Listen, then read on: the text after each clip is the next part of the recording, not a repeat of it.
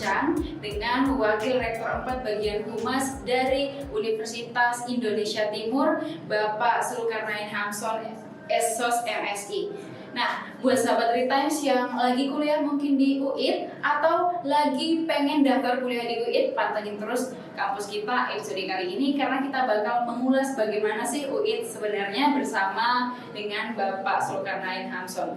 Langsung saja kita sapa narasumber kita pada hari ini. Halo Pak, bagaimana kabarnya? Alhamdulillah baik. Alhamdulillah baik.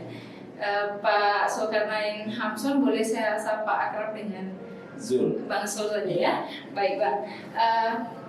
Hari ini kita akan berbincang mengenai bagaimana sih sebenarnya Universitas Indonesia Timur itu. Untuk pertama-tama kita pengen tahu gambaran secara umum gimana sih UIT itu dan apa yang menjadi keunggulan UIT sehingga pemirsa atau sahabat Retimes itu tertarik buat melanjutin kuliahnya di UIT. Boleh Pak dijelaskan? UIT ini sejak tahun 2011 ya, sejak tahun 2011 didirikan oleh Bapak Haji Haruna. Beliau memulai kampus ini di kampus 1 Rakocini Raya. Jadi ya kadang-kadang kami harus menerima katakanlah tekanan dari masyarakat sebagai kampus yang membuat macet jalan Rakocini Raya gitu ya.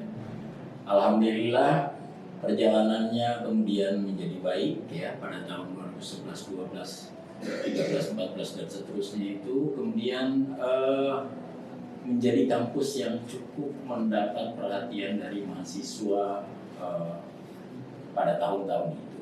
Itu terbukti dengan jumlah mahasiswa kita suatu ketika itu bisa mencapai angka 25.000, menjadi sebuah kampus dengan jumlah sivitas akademika yang saya katakan sangat besar ketika itu ya.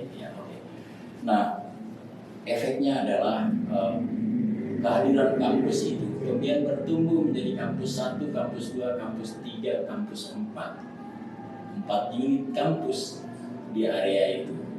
Dan memang kelihatan dari depannya seperti ruko, tetapi di dalamnya itu ada ratusan ruangan dengan ketinggian 4-7 lantai.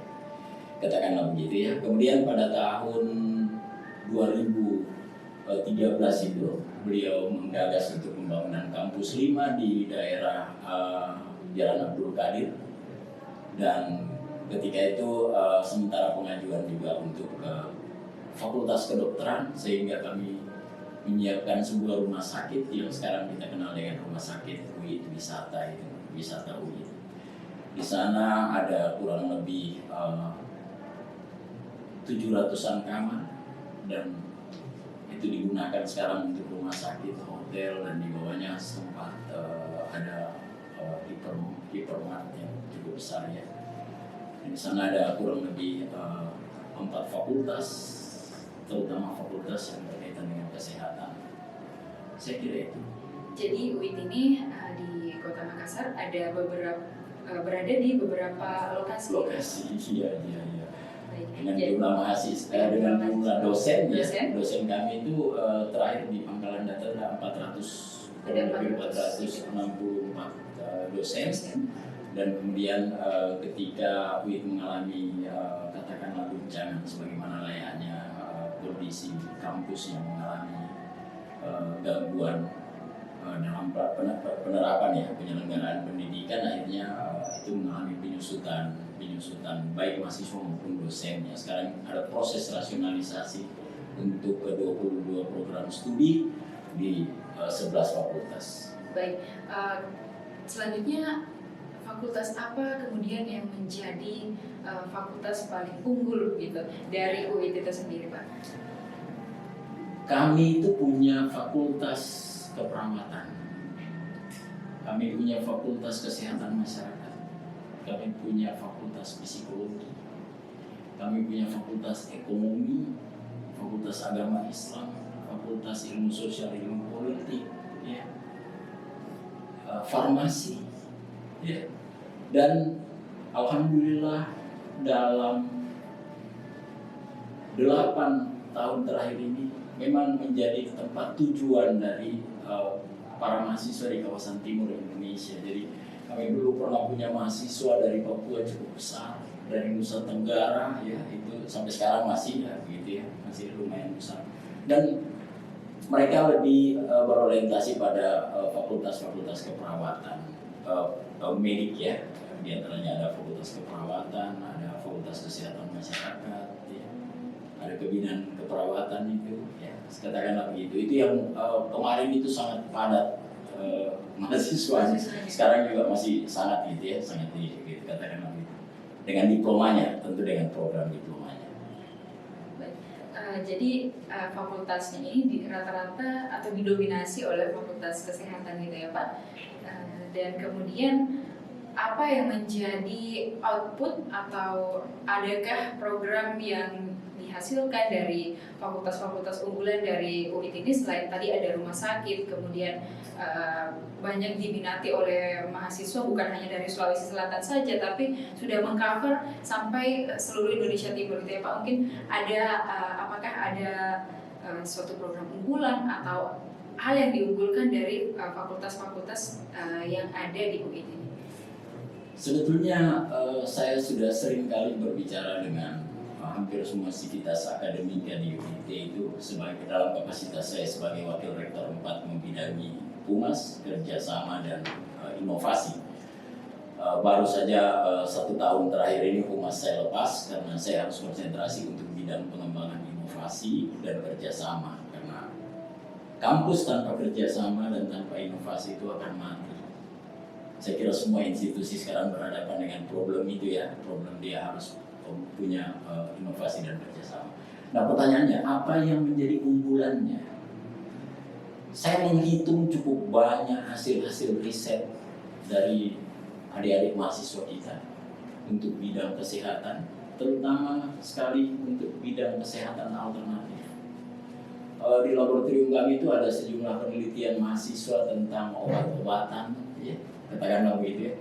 Jadi penyelesaian karya tulis mereka itu mereka lakukan dengan penelitian alternatif itu, dan itu sekarang lagi coba kami kumpulkan untuk kemudian kami bisa tindak lanjuti ke penelitian lanjutan, dan itu tentu pada publikasi ilmiah. Jadi kalau ditanyakan kira-kira apa yang unggul, saya mau mengatakan bahwa fakultas psikologi kami juga cukup bagus ya. Saya harus katakan seperti itu karena awal-awal UIT berdiri dengan fakultas psikologinya itu sebagai fakultas yang ditunjuk melakukan psikotes bagi CPNS. Katakanlah begitu ya. Jadi yang mau psikotes di CPNS itu diarahkan ke fakultas psikologi dari UIT itu ya Pak? Kami pernah sekian tahun itu menangani itu. Tapi padahal ada induk kami. Saya katakan induk kami karena fakultas psikologi UNM itu kan jauh lebih tua ya, lebih tua kan, dosen-dosen kami itu dari sana. Tapi kami pernah dipercayakan untuk melakukan psikotes bagi seleksi-seleksi yang berlangsung itu, termasuk seleksi komisioner misalnya itu kan harus di psikotes, CPNS dan seterusnya. Dan saya kira sampai sekarang kami buka peluang itu ya pada swasta juga yang menginginkan psikotes boleh ke fakultas psikologi kami. Jadi sampai sekarang Fakultas Psikologi masih melayani untuk tes psikotes itu ya Pak? Masih. Jadi boleh dibilang bahwa Fakultas Psikologi juga salah satu fakultas yang unggul. Kalau mau disaingkan dengan Fakultas Psikologi yang ada di universitas-universitas lain, boleh juga dikatakan tidak kalah. Tidak kalah. Baik, untuk selanjutnya saat ini kan kampus-kampus semuanya sudah rata-rata menjalankan yang namanya program penerapan kampus merdeka. Kalau di UIT sendiri bagaimana Pak penerapan kampus merdeka? Sebelum saya ke kampus merdeka, saya menjelaskan sedikit ya. Kami punya fakultas hukum. Ya. Jadi, fakultas hukum itu juga sekarang menjadi mitra dari sejumlah kabupaten untuk katakanlah penyiapan draft ranperda. Ya, naskah-naskah akademik itu dikerja oleh beberapa dosen fakultas hukum. Iya. Untuk sospol, untuk Fakultas Ilmu Sosial dan Ilmu Politik, ini sudah tahun yang ketiga kami menjadi laboratorium untuk mitra strategis organisasi wartawan online untuk terus melakukan kajian-kajian online, kajian-kajian jurnalistik online itu dengan jurusan ilmu komunikasi di Fakultas Ilmu Sosial dan Ilmu Politik. Itu katakanlah tambahan dari saya untuk kita kemudian tadi masuk ke Kampus Merdeka. Kampus Merdeka. Nah, kalau Kampus Merdeka ini sebetulnya dulu ya, sebelum gaung Kampus Merdeka itu dimulai, kami sudah pernah melakukan riset uji coba untuk menerapkan itu. Tetapi ada aturan yang melarang. Aturan tidak memperbolehkan ketika kita merdeka belajar, mahasiswa kita bisa ada di Sidrap, ada di Pindrang, ada di Palopo, dan mereka tetap kuliah sekalipun mereka tidak ke kampus. Itu kan dilarang dulu. Anehnya, sekarang itu disorong untuk terus didorong untuk terus dilakukan. Jadi saya kira barangkali itu dulu UIN pernah disanksi, pernah ditegur oleh kementerian karena melakukan proses pembelajaran jarak jauh itu. Nah, oke, sekarang saya tidak mempersoalkan, saya mau mengatakan bahwa kami punya reputasi dan pengalaman cukup baik untuk itu. Adapun tekanan, adapun arahan dari kementerian, yang kita istilahkan sekarang Mas Menteri ya. Mas Menteri mau kita punya MBKM, Merdeka Belajar dan Kampus Merdeka. Seperti apa itu? Ya, menurut saya sama persis dengan kampus-kampus lain lakukan. Mungkin di Jawa yang negeri itu sudah jauh lebih cepat ya, mereka bahkan sudah sampai pada pertukaran dosen. Hari ini di bidang inovasi dalam bidang saya sebagai wakil rektor 4 itu, saya sementara mendorong agar dosen-dosen memiliki kemampuan mengajar yang standarnya itu bisa dijual ke Jawa. Anda mau belajar mata kuliah apa? Oh, saya mau belajar tentang jurnalisme digital, katakanlah begitu. Ada Pak Zulkarnain di sana yang mengajarkan itu. Tapi Anda kuliahnya mungkin di Jogja, di Semarang, di mana. Anda boleh ambil mata kuliah saya itu. Dan sekarang kami sudah menandatangani kesepakatan dengan kurang lebih 17 perguruan tinggi. Beberapa di antaranya negeri. Negeri itu termasuk di Jawa, Universitas Jember. Kami sudah tekan kerjasama itu, MOU. Universitas Jember akan meminta kami mengirim mahasiswa yang memilih mata kuliah ke sana sebagai kemerdekaan dia dalam memilih mata kuliah, atau dosen kami harus mengajar di sana, mengajar untuk mahasiswa mereka, dan mahasiswa mereka mahasiswa kami bisa belajar dari dosen mereka. Jadi sekarang bukan hanya mahasiswa saja yang bisa menjadi pertukaran pelajar gitu ya Pak. Ya. Jadi dosen juga boleh, misalnya dosen dari kampus A boleh mengajar di mahasiswa yang ada di UIN, begitu pula dosen UIN boleh mengajar ke mahasiswa yang ada di kampus. Dia boleh memilih. Jember itu mahasiswa saya boleh memilih mata kuliah A, B, C dengan dosen yang ada di Jember. Nanti sisa kami koordinasi soal pembayarannya, karena dosennya kan di sana, kita mesti bayar. Iya, benar-benar. Mahasiswanya mau pilih mata kuliah itu. Itu kalau kerjasama antar kampus untuk Merdeka. Salah satu kegiatan Merdeka Belajar itu kami aktif terus ini melakukan penandatanganan kerjasama, termasuk dengan Red Times ID. Kalau mau kita tanda tangan. Boleh Pak. Karena mahasiswa saya harus makan di sini 3 bulan, menjadi kameramen, menjadi host, presenter, dan seterusnya, menjadi wartawan tulis untuk prodi komunikasi, katakanlah begitu. Sampai ke puskesmas loh. Sekarang saya keliling kabupaten untuk bertanda tangan dengan bupati, kepala desa, kepala dinas, agar mahasiswa saya bisa ke sana. Bukan magang saja, tapi dia belajar juga di sana. Kata-kata lebih biasa. Jadi dari UIN sendiri sudah melakukan inovasi untuk membuka peluang bagi mahasiswanya untuk belajar seluas-luasnya gitu ya Pak. Tidak hanya terkungkung dalam fakultasnya sendiri, kemudian kampusnya sendiri, tapi boleh juga mendapat ilmu dari kampus lain dan dari lembaga-lembaga lain, termasuk di Times juga industri, termasuk industri media. Industri media dan industri dunia kreatif sekarang juga lagi berkembang Pak. Betul, wajib malah. Karena ada SKS yang mengatur itu. 60 SKS itu harus keluar. Dan itu mahasiswa 3 semester kuliahnya di luar.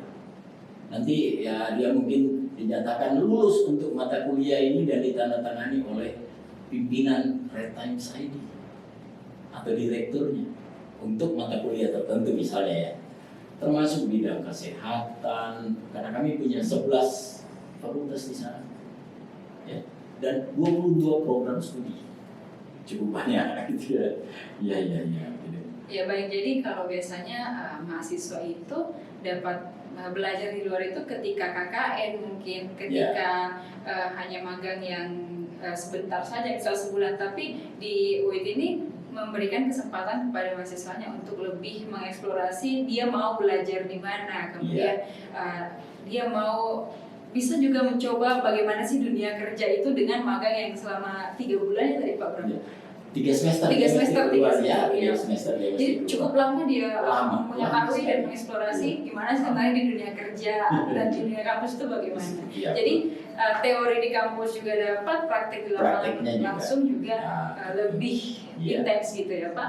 Baik, jadi yang menarik tadi yang Bapak katakan bahwa dari dulu sebenarnya UIT ini sudah melakukan riset bagaimana sih sebenarnya untuk menjalankan kampus merdeka. Nah sekarang di tengah pandemi nih Pak, bagaimana penerapan pembelajaran di UIT itu sendiri? Selain ada kampus merdeka, mungkin ada program-program lain yang mendukung mahasiswanya tetap aktif dan produktif saat belajar di tengah pandemi. Saya kira ini sudah menjadi ketentuan nasional. Bukan kampus yang mengaturnya, kampus menjalankannya, karena ini ketentuan pemerintah itu.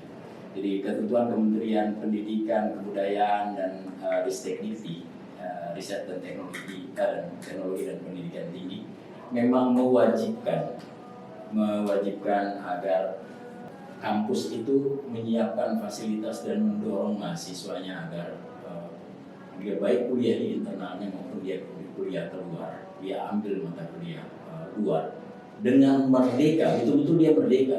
Jadi dia kalau dia menyatakan saya mau mengambil mata kuliah ini, silahkan, kita harus fasilitasi itu karena dia bisa belajar di sana. Terakhir kami menandatangani kerjasama untuk ini secara nasional. Kebetulan dikoordinir oleh PT Industri Kapal Indonesia. 2 pekan lalu kami sudah tanda tangan, dan itu ada belasan perguruan tinggi, bukan hanya UIT ya, yang bekerja sama. Jadi kemana mahasiswa kami mau, mereka akan didorong, mereka akan difasilitasi, mereka akan dibantu, dan harus apa yang dia inginkan itu tercapai. Katakanlah seperti itu.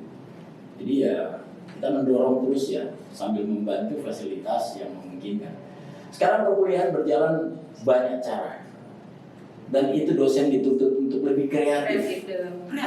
Dosen mau beli kuliah lewat Zoom silahkan, Google Meet silahkan, LMSD mau pakai silahkan. Mau kuliahnya itu materinya disimpan di media sosial, di FB, di Twitter, di mana saja.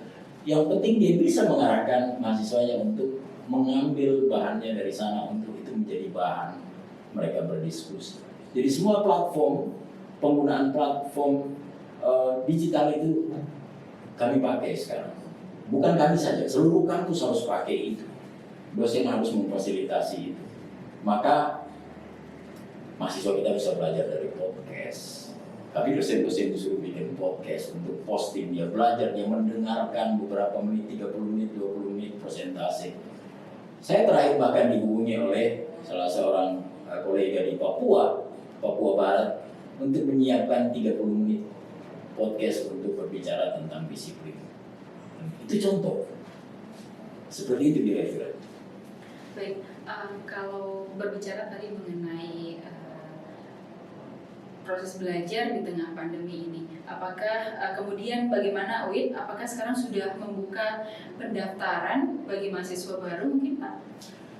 Kami masih buka dan waktunya sudah sangat mepet ya. Agustus ini mungkin sudah berakhir dan saya perkirakan masih ada kurang lebih 2 minggu mahasiswa masih kesempatan untuk mendaftar. Nah, saya menyampaikan UIT memberi peluang sebesar mungkin agar orang bisa kuliah.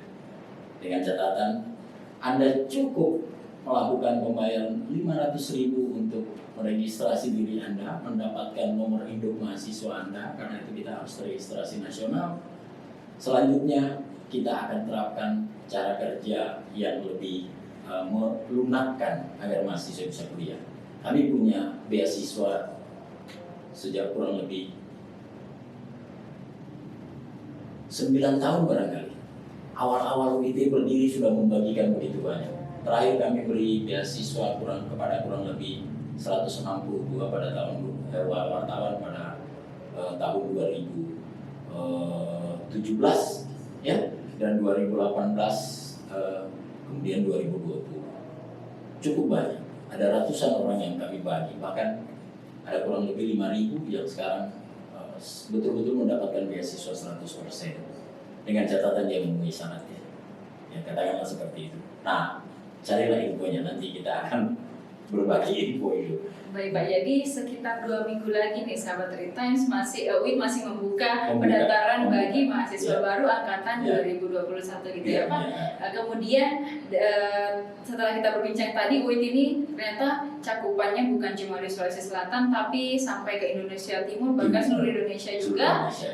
Dan kemudian bagaimana jika ada yang misalnya saya nih dari Jawa misalnya mau daftar di UIT tapi sekarang lagi pandemi gitu Pak, dan kalau saya mau ke Makassar agak repot mungkin dalam harus swab dulu. Apakah ada pendaftaran secara online kemudian pendaftaran ulangnya harus datang ke kampus mungkin atau bagaimana Pak? Semua bisa diselesaikan online. Anda masuk ke alamat kami di uit.ac.id ya. Dan di sana ada petunjuk untuk Anda registrasi diri. Upload semua kebutuhan di sana, Anda bayar di bank terdekat sebagai bukti bahwa Anda berniat untuk memperoleh status mahasiswa pada kampus kami tanpa harus ke kampus. Dan alhamdulillah karena KIP sekarang sementara dibagikan, Kartu Indonesia Pintar lagi ramai dibagikan oleh pemerintah pusat. Manfaatkan kesempatan ini, kuliah tanpa bayar untuk angkatan 2019, 2020 dan 2021. 19, 20, 21. Bagaimana tahun 18? Anda mesti berjuang untuk mendapatkan beasiswa 50% dari IT. Begitu ya. Jadi jangan tidak kuliah. Jangan tidak kuliah. Saran saya, pilihlah di 11 fakultas 22 prodi itu Anda mau kuliah di mana. Kami bantu untuk Anda bisa kuliah. Katakanlah seperti itu. Jadi UIT juga membuka, biasanya kan kalau gosip-gosip atau perbincangan orang di luar tuh kalau di kampus swasta itu agak mahal gitu. Ternyata di UIT banyak menyediakan beasiswa gitu ya Pak. Juga bisa memanfaatkan tadi Kartu Indonesia Pintar itu dari pemerintah. Dari pemerintah. Baik. Jadi untuk terakhir mungkin Pak, apa yang bisa menjadi daya tarik dari teman-teman atau sahabat Retimes semua untuk kemudian memutuskan, wah saya kayaknya boleh nih buat kuliah di UIT. Boleh mungkin disampaikan Pak? Oh iya, saya harus berpromo sedikit. Iya boleh. Yang saya maksud, saya sangat berharap dengan kemauan Anda berkuliah, UIT itu adalah tempat atau kampus yang boleh jadi pilihan. Kami punya cukup banyak dosen yang punya kualifikasi baik. Insya Allah tahun ini kami sudah menawarkan kurang lebih 12 tambahan doktor baru. Ya, doktor baru. Sedikit lagi kami akan mendorong semua dosen-dosen kita di S1 itu untuk lanjut program S3 karena itu memang menjadi tuntutan. Kemudian tidak ada alasan untuk takut kuliah katakanlah di swasta karena katakanlah tadi ya soal pembiayaan yang besar. Anda boleh mengakses pada alamat kami, alamat web kami, web UIT. Anda bisa lihat berapa besar biayanya di situ. Itu tidak menakutkan. Tidak semenakutkan apa. Bahkan untuk BPP, untuk SPP kami gratis. BPP-nya kami bayar dan 7.750.000 per semester. Ya kata kawan saya lumayan untuk sekedar hanya untuk uang kopi dalam sebulan. Tetapi menurut saya kuliah bukanlah sesuatu yang harus terbebani dengan beratnya pembiayaan. Sekali lagi silakan. Kami buka pintunya untuk Anda mendaftar. Mudah-mudahan Anda salah seorang penerima beasiswanya. Baik, jadi Bang Sul tadi sudah menjelaskan bagaimana biaya kuliah di UIN itu, kemudian bagaimana dosen-dosennya yang juga sekarang sudah ada penambahan beberapa dokter baru ya, Iya, Pak? dokter baru kan. Dan Ya. perlu diketahui bahwa pengajar atau staf pengajar di UIN itu tidak kalah hebatnya dengan pengajar di kampus-kampus lain. Contohnya saja Bang Sul ini ternyata juga seorang penulis buku ya, Pak. Jadi wawasannya sudah tidak diragukan lagi, sahabat Read Times. Jadi boleh mungkin Bapak menjelaskan kepada sahabat Read Times untuk terakhir, Bapak sudah menulis buku apa saja? Saya mulai dari editor buku.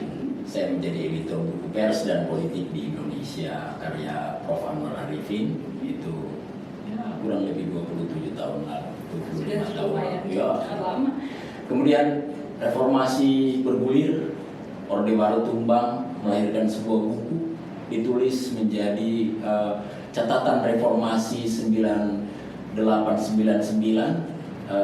catatan seorang pembantu rektor, Prof. Amran Rasa.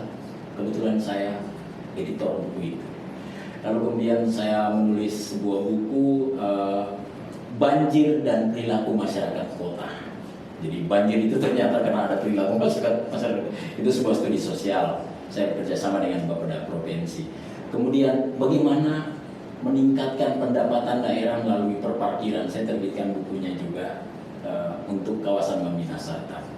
Lalu kemudian pada tahun 2018 saya menerbitkan, itu pada 2015 tadi ya, pada 2018 saya menerbitkan buku yang judulnya Allah Telah Memberikan Hampir Semua. Ada kumpulan autobiografi ya, autobiografi. Kemudian saya menerbitkan Biarkan Cahaya Terus Bersinar, itu kumpulan esai, tulisan-tulisan saya. Kemudian saya menerbitkan Pers Dalam Lintasan Peradaban, itu kumpulan sejarah bagaimana pers dari dunia, dari awal peradaban sampai dengan pers saat ini. Terakhir saya menulis buku, saya menulis kemudian Etika Jurnalistik Pengalaman dari Lapangan, terbit tahun 2021. Kemudian saya menulis bersama beberapa orang dosen tentang metode komunikasi kesehatan. Buku itu terbit tahun 2021.